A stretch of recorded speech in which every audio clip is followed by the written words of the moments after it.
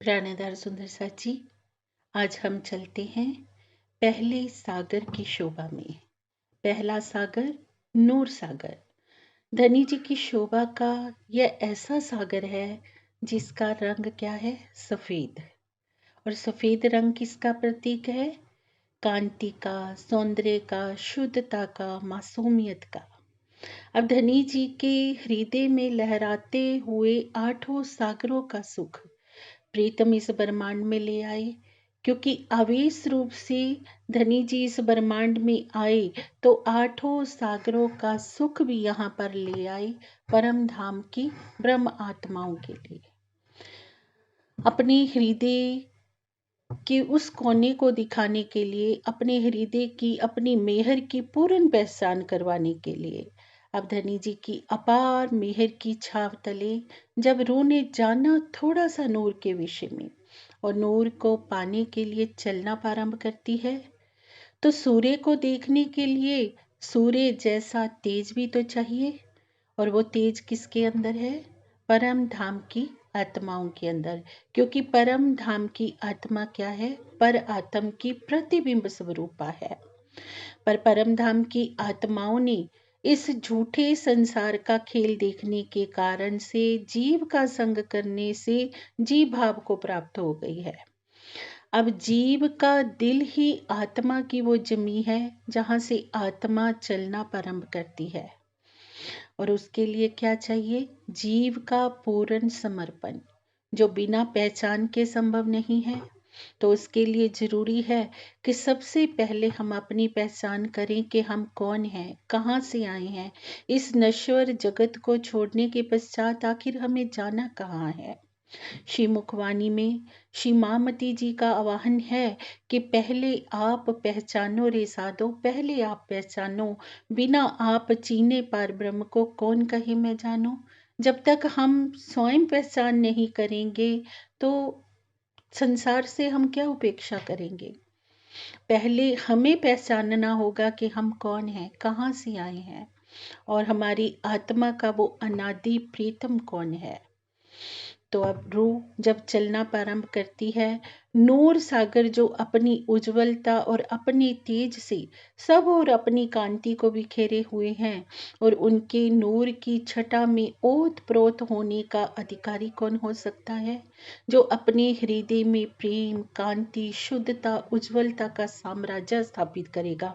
इस लक्ष्य के लिए पल पल नूर सागर की चांदनी की छटा तरह हमें भीगना पड़ेगा, जो कहाँ बरस रही है? सतगुरु रूप में। सतगुरु रूप में पिया पर ब्रह्म अपनी आभा को पल पल बिखेरे हुए हैं। ऐसे ही जब नूर सागर स्वरूप परमहंस सतगुरु का सानिध्य प्राप्त होता है ना, तब एक ब्रह्म आत्मा को वो लक्ष्य मिल जाता है, नूर को पाने का, नूर को जानने का।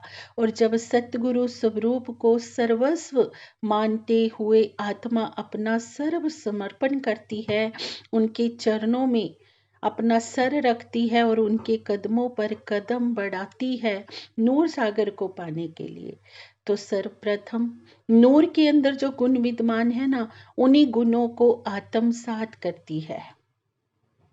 और निश्चित है कि ब्रह्मंगना के अंदर तो वो गुण पहले से ही विद्यमान है, किंतु जीव का संग करने से वो गुण जो है वो ऐसे लगता है कि ओझल से हो गई है, क्योंकि आत्मा जीव भाव में डूबी हुई है।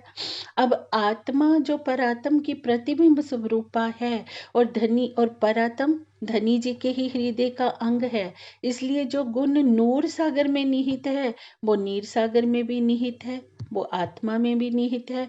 किंतु आत्मा ने जिस जीव का संग किया है, उस जीव को भी स्वयं को आत्म स्वरूप मान के चलना होगा। अब जीव को आत्म स्वरूप बनाने के लिए आत्मिक गुणों की कसौटी पर स्वयं को खरा सिद्ध करना होगा, और उसके लिए बहुत जरूरी है कि प्रतिदिन नूर के स्वरूप पिया परब्रह्म का ध्यान किया जाए, क्योंकि ध्याता में ध्येय के गुण आने लगते हैं।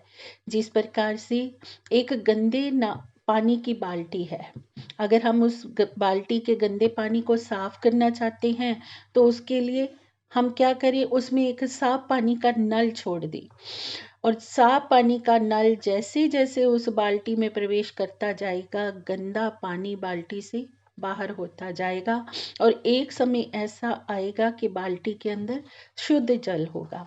उसी प्रकार से अगर प्रतिदिन हम नूर के सागर पिया परब्रह्म का ध्यान करते हैं तो उनके हृदय में जो अनंत गुण हैं वो हमारे हृदय में भी प्रवेश करने शुरू हो जाएंगे, हमारा हृदय में भी वो गुण आने लग जाएंगे।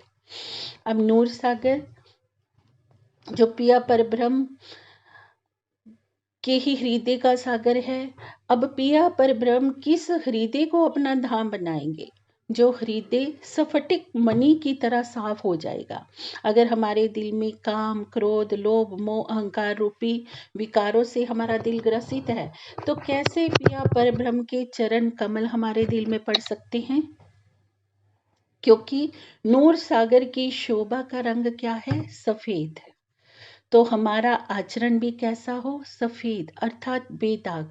हम मन, वाणी, कर्म से कभी किसी का दिल ना दुखाएं, सदैव मीठी और प्रेममयी वाणी बोलें। जैसा बाहर से आचरण हम दिखाते हैं ना, वैसा ही अंदर से भी हमारा आचरण हो। श्रीमुख वाणी में ये भाव बहुत ही सुंदरता से प्रस्तुत किए गए हैं। जैसा बाहर होते है जो होवे ऐसा दिल, तो अदखिन पियो न्यारा नहीं, माहे रहे हिलमिल।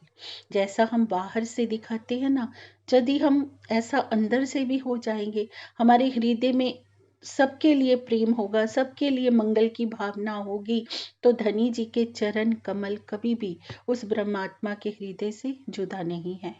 प्रेम प्रणाम जी।